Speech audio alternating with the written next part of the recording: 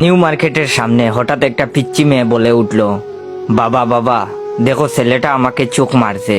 ওর বাবা বলল, কোন ছেলে মা, কোথায় সেই হারামজাদা?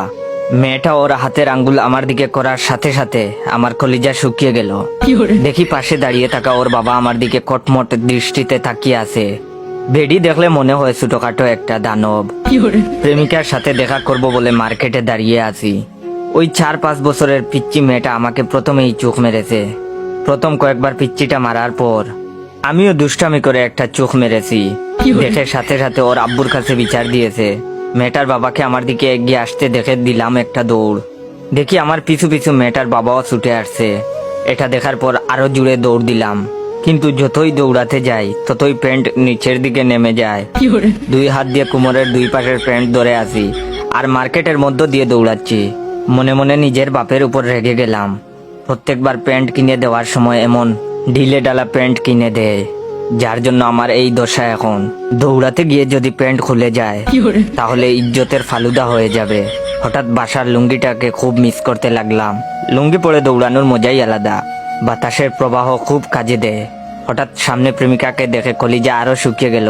আমাকে দৌড়াতে দেখে ও টাইটানিক সিনেমার মতো 2 হাত মেলে দাঁড়িয়ে রইল।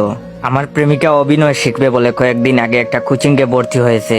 কোচিং করার পর থেকে আমার সাথে এমন ভাবে কথা বলে যে বুঝতেই পারি না ও আমার প্রেমিকা না, ছবির নায়িকা। ওর কাছে পৌঁছেই বললাম, চলো এখান থেকে পালাই, না হলে মায়ের একটাও মাটিতে পড়বে না। আমার কথা শুনে প্রেমিকা বলে উঠলো, না না না, এ হতে পারে না। তোমার সাথে প্রেম করব বলে আমি 7 সমুদ্র 13 নদী পার হয়ে তোমার কাছে ছুটে এসেছি, আর তুমি কিনা আমাকে বলছো এখন থেকে পালিয়ে যাব। ওই শয়তান রাজা আমাদের কিছুই করতে পারবে না। আমাদের ভালোবাসার কাছে ওর অশুভ শক্তি পরাজিত হবেই। আমি তোমার সাথে এই বিশাল রাজ্যে সারা জীবন কাটিয়ে দিতে চাই প্রিয় জায়েদ খান, টুকু জয় খান। প্রেমিকার অভিনয় দেখে আমার বুঝতে আর বাকি রইল না। পৃথিবী উল্টে গেলেও মাইরের আজমিস নাই।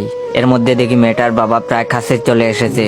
প্রেমিকাকে বললাম, তুমি আমার সাথে যাবে কিনা? প্রেমিকা দেখি আবার অভিনয় করে বলে উঠলো, এ জীবন যদি চলে যায় যাক, তবু আমি এই রাজ্য ছেড়ে কোথাও যাব না। আমি বললাম, থাকো তুমি তোমার রাজ্য নিয়ে, আমি পালালাম। নিজে বাঁচলে বাপের নাম। যেই দৌড় দিতে যাব ঠিক তখনই প্রেমিকা আমার শার্ট টেনে ধরে বলল, যেতে চাইলে যেতে দিব না, না না না যেতে দিব না, তোমায় হৃদমাজারে রাখিব, ছেড়ে দিব না। প্রেমিকাকে বললাম, আল্লাহর দুহাই লাগে আমাকে ছেড়ে দেও। প্রেমিকা আরো শক্ত করে ধরে বলল, না না না, তোমাকে এই সুন্দর রাজপ্রাসাদ ছেড়ে যেতে দিব না। এর মধ্যে পিচ্চি মেয়েটার বাবা এসে আমাকে ধরে ফেললো। কোনো কথা না বলেই নাক বরাবর দিল এক ঘুষি। চোখের সামনে কয়েকটা জোনাকি পোকা দেখতে দেখতে ফ্লোরে পড়ে গেলাম। না, জ্ঞান হারাইনি তখনও, কিন্তু প্রেমিকা যখন লোকটাকে বলল, শয়তান ছেড়ে দে আমার জয়কে, তুই আমার দেহ পাবি কিন্তু মন পাবি না। বিশ্বাস করেন ভাই, এই কথা শোনার পর আমি জ্ঞান হারালাম।